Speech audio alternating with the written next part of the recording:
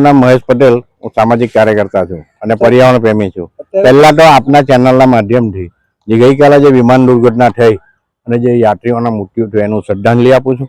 અને અત્યારે આપણે કવિ કલાપી ગાર્ડનની પાસે ઊભા છે અને બાજુમાં દાડિયા સ્કૂલ આવેલી છે.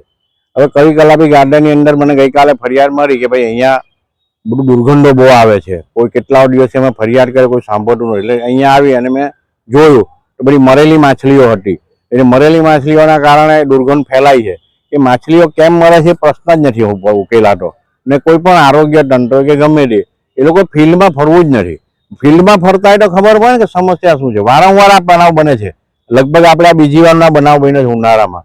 એટલે દુર્ગંધ મારે. માનો કે આ દાડિયા સ્કૂલ અહીંયા નજીકમાં છે, 1000થી ઉપર વિદ્યાર્થી ભણે છે.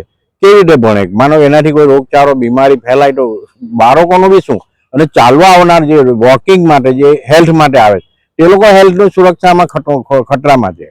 અહીંયા તો ટ્રીટમેન્ટ કરેલું પાણી નાખવામાં આવે છે, તો શું સમસ્યા તમે માનો છો? મને એવું લાગે છે કે જે આ ટર્સરી ટ્રીટમેન્ટ પ્લાન્ટ છે ને એના કોન્ટ્રાક્ટરોની બેદરકારીના કારણે ગંદુ પાણી અથવા તો કેમિકલ વાળું પાણી આની અંદર છોડી દેવામાં આવે છે.